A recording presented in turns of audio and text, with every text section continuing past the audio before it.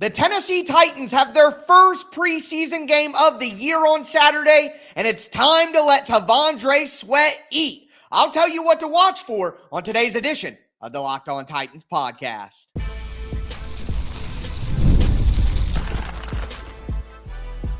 You are Locked On Titans, your daily Tennessee Titans podcast, part of the Locked On Podcast Network, your team every day. Welcome to the Locked On Titans podcast. I am your host, Tyler Rowland. Titans fans, Tennessee Titans football is back in our lives. They will have their first preseason game of the year on Saturday night, and I am previewing everything that you need to be watching for, including T'Vondre Sweat and Malik Willis, and I'll also tell you who will not play in this game for the Titans as well. Before I get into my preseason preview, do want to thank you for making Locked On Titans your first listen each and every day. Remember, Monday through Friday, Tennessee Titans content all year round, always for free. You're not going to beat that anywhere else. Make sure that you get subscribed, stay subscribed. It's your team every day. Speaking of every day, I'm basically going to have a podcast every single day for the next 3 weeks. We went Monday through Friday this week. I got a bonus episode for you guys tonight. I'm going to go live after the game on Saturday night, and then Sunday night I'll be posting my first show of next week, and we'll ride into next week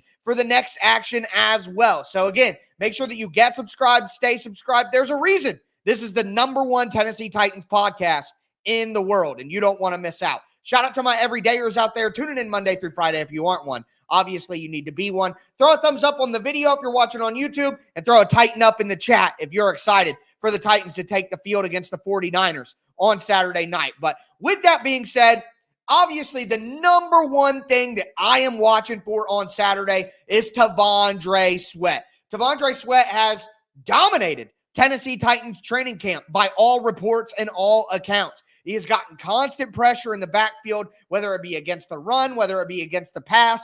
He has made impact plays. He looks to be in fantastic shape. His mindset looks to be in the right place. And we even talked about that hilarious quote from yesterday's show where he said, "Nah, I'm T Sweat, man." So he looks at himself as a superstar. He set high expectations for himself. He's lived up to that expectation through the first 2 weeks of training camp. But what really matters, I know that everyone is hype, and obviously a lot of people out there are excited to tell me how wrong I am about T'Vondre Sweat, and that is perfectly fine. But the only thing that really matters here is out on the football field in games. All right, training camp practices are great, but will that training camp performance translate to a great performance on the field on Saturday night? That is the #1 thing that I am watching for, and I'm sure everyone else is going to be looking for that as well. T'Vondre Sweat has been the biggest storyline of Titans training camp so far, and I want to see some play out on the field and see him dominate the way that he's been dominating in Titans camp. But outside of T'Vondre Sweat, to stay on the defensive side of the ball, we got to go to the young linebacker group. That's been one of the big things that I've been watching throughout training camp, that I've been focusing on, is how these young linebackers perform, and especially throughout this week where we've seen Garrett Wallow go down with an injury. We've seen JoJo Domann go down with an injury, some of the guys with a little bit more experience. I'm looking at the 3 young linebackers: Otis Reese, undrafted free agent from last year; Cedric Gray, the Titans rookie 4th rounder from this year; and James Williams, the Titans rookie 7th rounder from this year. With no Garrett Wallow out for the season with a shoulder injury, there's going to be a lot of opportunity for these young linebackers to take a ton of snaps in these preseason games. And you look at the depth chart, Garrett Wallow and Chance Campbell were the guys as the second string linebackers. So clearly, so far in camp, these 3 linebackers, Reese, Gray, and Williams, haven't really done enough to put themselves in a position to be a second team. Now, Cedric Gray is questionable with a shoulder injury, according to Brian Callahan. So who knows if we get to see him or not. I certainly hope that we do. But with it being the first preseason game, with Cedric Gray being a rookie, I could see the Titans, being conservative on this one and playing it safe and not letting him play since he didn't practice in the most recent practice.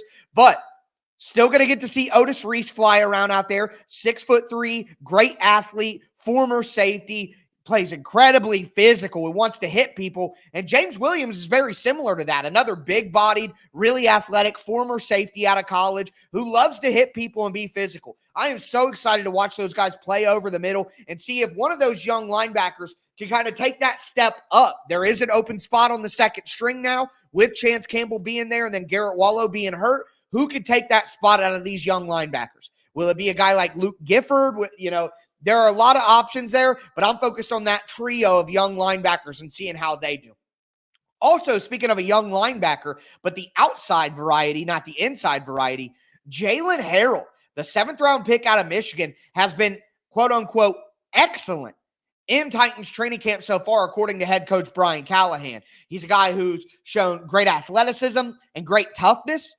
He showed up against the run. Obviously, in the pass rush as well, he's made some plays. Jalen Harrell, in my opinion, also is somebody who has the ability to drop back in coverage. Brian Callahan called him a 3-down linebacker or a 3-down player on Thursday. So I want to see some of that translate to the preseason field. I want to see Jalen Harrell out there causing havoc. So I'm very, very excited to look at those 4 young linebackers, with Harrell obviously being an edge outside linebacker guy. But with the Titans' edge position kind of being in flux here, I know they brought in Shane Ray. You still got Rashad Weaver. But Arden Key's 6-game suspension is still up in the air. Who knows what's happening with that? There's no way to know for certain. But the reality is the Titans are going to need some more punch from their edge rush group. So Jalen Harrell, Shane Ray, Harrell obviously being a younger player with probably a little bit more upside, but excited to see Jalen Harrell and, of course, excited to see Shane Ray as well. The last couple of guys I want to talk about are in the secondary for the Titans, starting at cornerback. Jarvis Brownlee Jr., Titans 4th-round pick or 5th-round pick in the draft. And then Gabe Judy Lawley, the undrafted free agent out of Tennessee. I'm excited to watch both of those guys play. They've both been making a name for themselves in training camp, especially Gabe Judy Lawley. Now, I expected at least Jarvis Brownlee Jr. to be an impact player right away, like a guy who can actually go out there and play with the starters, and I'm not going to be freaked out and worried like we were with Eric Garrow or Chris Jackson in recent years. So I'm excited to see Jarvis Brownlee Jr., but I'm pretty convinced that JBJ is going to make this team. I'm not, there's no way JBJ is getting cut. He's going to make the 53-man roster. Gabe Judy Lawley, the physical, long, outside corner for the Titans, undrafted free agent out of Tennessee, that is who I'm really going to have my eye on, because he's a guy who I think can make this team as the 5th or 6th cornerback. I really do. So very, very, very curious. Very curious to see how those guys perform. So that's what I'm watching for on defense. Now I want to go to the offensive side of the ball, where all eyes are going to be on Malik Willis. Before we get into it, though, I do want to let you guys know that today's episode is brought to you by Game Time. Game Time is the best place to buy tickets. It's Friday afternoon when I'm recording this. I'm actually going to a baseball game tonight. It's summertime. It is time to check out some MLB games. And again, the best place to buy those tickets is on Game Time. You have the best features in the industry. You get all-in prices. You get a view from your seat, so you literally know what you're going to be looking at when you sit down. You get last-minute tickets. There is no better place to buy last-minute tickets and a spontaneous purchase than on Game Time. And you get the Game Time guarantee, so you know that you're paying the lowest price. Take the guesswork out of buying MLB tickets with Game Time. Download the Game Time app, create an account, use the code LOCKEDONNFL for $20 off. Terms apply. Again, create an account, redeem code LOCKEDONNFL for $20 off. Download Game Time today. Last-minute tickets, lowest price guaranteed.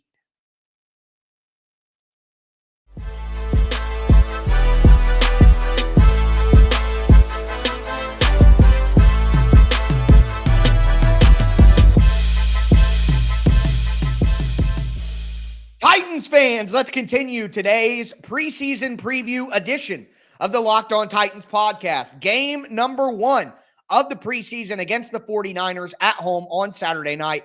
Cannot wait to have Titans football back in our lives. As a reminder to you guys, I'm going to be going live on the Locked On Titans YouTube channel immediately after the game finishes to go over all my takeaways, and then I'll be back immediately on Sunday to talk more about the game and things maybe that we didn't necessarily get to in our live reaction show. But make sure you tune in for that. Thanks for making Locked On Titans your first listen each and every day.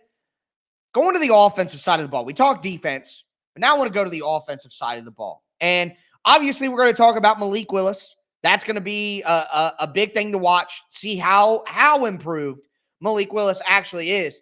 But for me, it's all about the offensive line. Like, the offensive line is going to be the X factor in the Tennessee Titans season.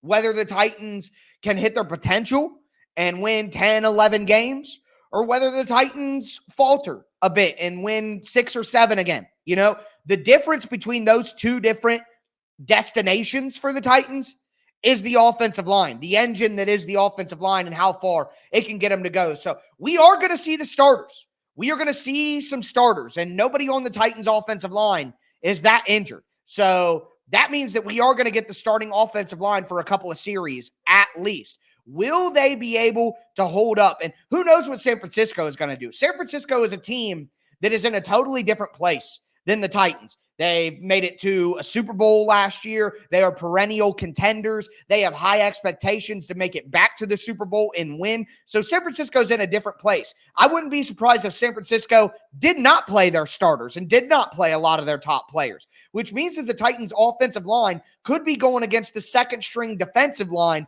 of San Francisco. And quite honestly, I think that would be a good thing. Look, I want the Titans' offensive line to build continuity and to build confidence. And although it would be a second-string defensive line, and that would not invalidate, but it wouldn't like make us as excited for good results as we would be if it was San Francisco's first-team defense. But still, I want to see the offensive line perform well. And this is like, it's like when big college football programs schedule, Division II schools or the, Sisters of the Poor or whatever, and just absolutely maul them 80-0. If you guys have been playing college football 25, you know what I'm talking about. You gotta get a cupcake game up there to build some confidence and just get ready to go. So I would like to see the Titans offensive line perform well no matter what. But if they go up against the second string defense of the San Francisco 49ers, I want to see them bully some people. So I want to see that offensive line build some confidence. And I want to see what they look like when they're not going up against Jeffery, Simmons, and Tavondre Sweat every single day. You know what I mean? Like, what does that look like? All we have right now is to compare it to that. So eyes definitely on the offensive line, even past the first string offensive line. I want to see Jerron Christian. I want to see Leroy Watson. I want to see Daniel Brunskill as the backup center. I want to see Andrew Rupcich at guard. I want to see if Jalen Duncan can do anything to make this team. I mean, there's a lot. John Ojukwu as well, another guy who's been getting a lot of hype in the training camp practices. I want to see all of these guys because building that offensive line depth going to be absolutely critical to the Titans, and we're going to know. We're going to know. Anyways, moving right along, Malik Willis. It's time.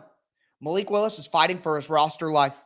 Okay, he's had a good training camp and is improved, but this is the point that I made last year.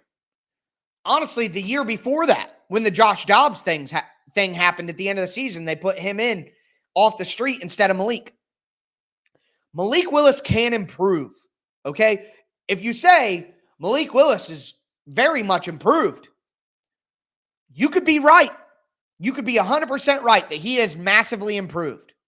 But think about it from this level. I love quantifying things with numbers because when we talk and we talk and we talk, let's quantify what I mean. So let's say that a 5 or a 6 is a backup quarterback in the NFL. Patrick Mahomes is an 11, a 10 out of 10. Average starting quarterback in the NFL, 7. Good starting quarterback in the NFL, 8. You know what I mean? Think about it like that. Well, if Malik Willis started as a 1 and now he's a 4, he could be massively improved. It doesn't mean that he's good enough to be an NFL quarterback still. I could train for a month and improve massively in my 40 time. Doesn't mean that I'm running a good enough 40 to compete with NFL players or go to the Olympics or something. You know what I mean? Like, improvement is all relative based on where you started from. So Malik could be massively improved. It doesn't mean that he's improved enough to be an NFL player. So very curious to see how Malik Willis performs. We've heard a lot of good stuff out of camp about the improvement. I broke down some film on the Tic Tac Titans channel showing some things that are improved, but now I want to see it against real competition and another team. So looking for that. Outside of that, a couple of skill position guys who I'm looking at. Jabari Small, the undrafted free agent running back. Is he going to be able to do enough to jump Julius Chestnut or to jump Hassan Haskins and make this roster? He's got some wiggle to him. He's got some explosion. Let's see how it looks out there. Third-team offense has been running the ball pretty well against third-team defense in training camp. So let's see how they do against the third-team defense for the 49ers, who are just a better roster overall. Very curious to see how Jabari Small does. He already won the competition between him and Dylan Johnson, and the Titans didn't add another running back, a sixth running back. So he's already passed test 1. Let's see how test 2 goes. Jaquan Jackson. So the Titans' 6th-round rookie wide receiver out of Tulane. Very excited about his ability to return kicks and punts. Excited about how he could be used as a gadget weapon in the offense, be used as a slot receiver. But right now he's the 4th-string slot receiver, and he's not even a starting returner, which is where we thought for sure that he would find value on the roster. Jaquan Jackson has some work to do to make himself a lock to make this team. Right now, I would tell you that I still think he makes it, but where he was at on that first unofficial depth chart, not always great. And the depth chart isn't necessarily ironclad. I understand that, but still, he's definitely got some work to do. Josh Whyle. Josh Whyle has gotten just about as much hype as any other second-year player outside of Will Levis. Josh Whyle should be able to catch pass. I want to see him block. If he's going to be the traditional wide tight end and starter for this team, he's got to be able to block. And I have not been super impressed with some of the clips I've seen of Josh Whyle blocking. So I just want to see how he holds up. I want to see how he does as a blocker. That's something that I'm interested in. So talked about the O-line, talked about Malik Willis, talked about some skill guys. We talked about the defensive side of the ball as well. Now I'm going to tell you guys who not to expect to see on Saturday night, because there are some Titans who we know that are going to be out and some Titans that I expect are going to be out. So we're going to dive into that now.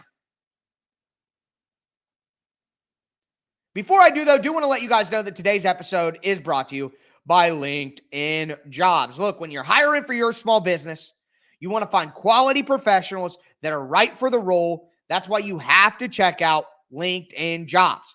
LinkedIn Jobs helps you find the right professionals for your team faster and for free. LinkedIn isn't just a job board. LinkedIn helps you hire the professionals you can't find anywhere else, even those who aren't actively searching for a new job, but might be open to the perfect role. In a given month, over 70% of LinkedIn users don't visit other leading job sites. So if you're not looking on LinkedIn, you're simply not looking in the right place. On LinkedIn, 86% of small businesses get a qualified candidate within 24 hours. So hire professionals like a professional on LinkedIn. Post your job for free at linkedin.com/LockedOnNFL. That's linkedin.com/LockedOnNFL to post your job for free. Terms and conditions do apply.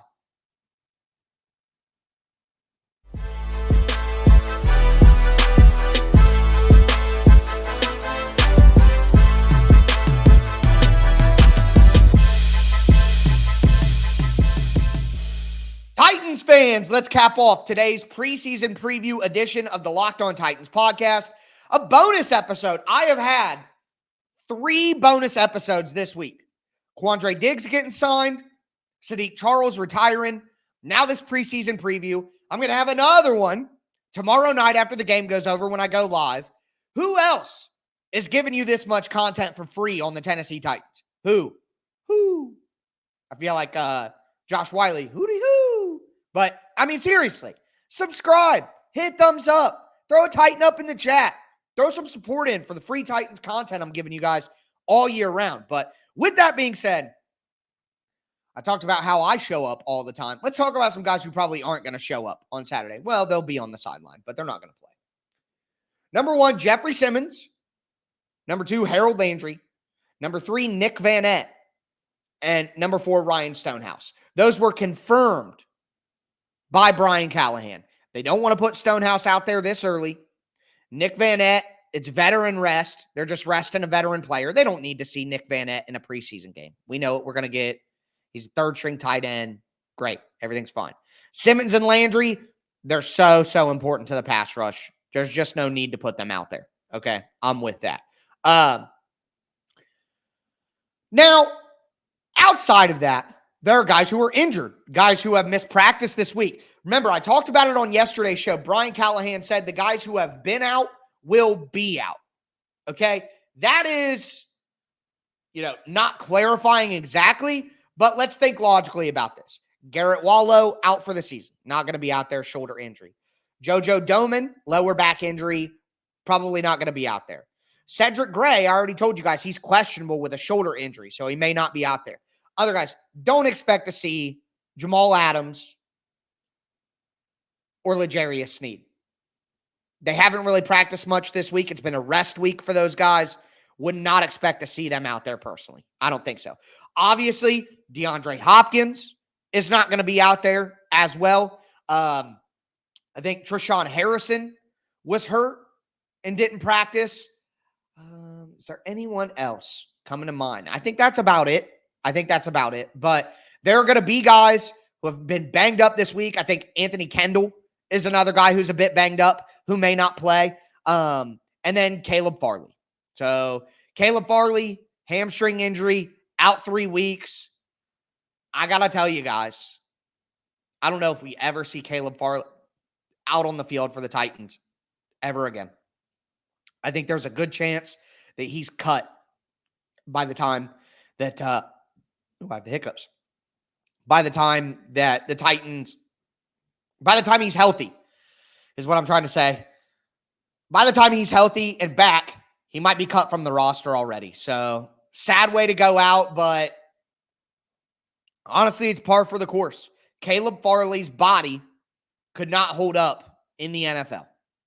It's unfortunate. You feel bad for him, but that's the reality. So, with that being said, obviously, you're not going to see Caleb Farley either. So, I am fine with all the people missing. I mean, obviously, the injured guys are injured. Hopefully, we see Cedric Gray if he can play, but I'm not counting on it. But no need to play Jeff Simmons. No need to play Harold Landry. You know what you're getting from them. And some of the other veterans on defense, you don't need to see them. But offense, they need everybody to play.